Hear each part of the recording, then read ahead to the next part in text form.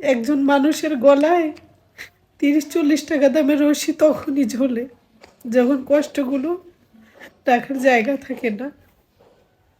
আমি সব সময় চেয়েছি জানো, আমি মন খারাপ করে থাকলে কেউ এসে আমাকে বলুক, কেন মন খারাপ করে আছো, কি হয়েছে আমাকে বলো।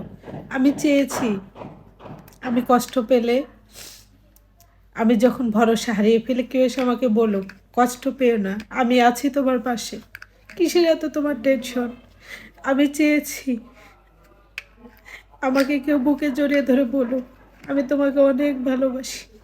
আমি চেয়েছি আমি কথা না বললে কেউ আমার অভাব ফিল করুক, যে তোমার সঙ্গে কথা না বলে আমি থাকতে পারি না।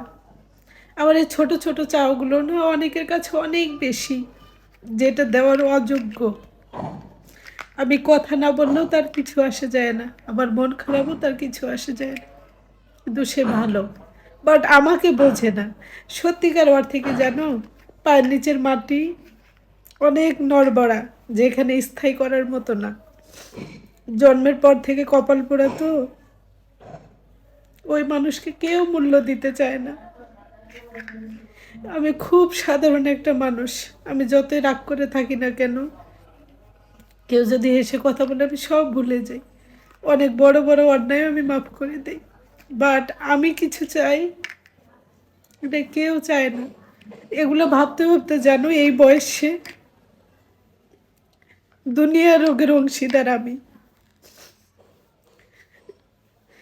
একজন মানুষের গলায় 30-40 টাকা দামের রশি তখনই ঝোলে যখন কষ্টগুলো রাখার জায়গা থাকে না।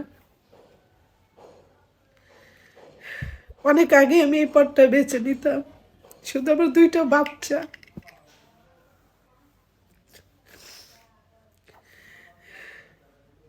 আমি কারো কাছে কথাগুলো না প্রকাশ করতে পারি না,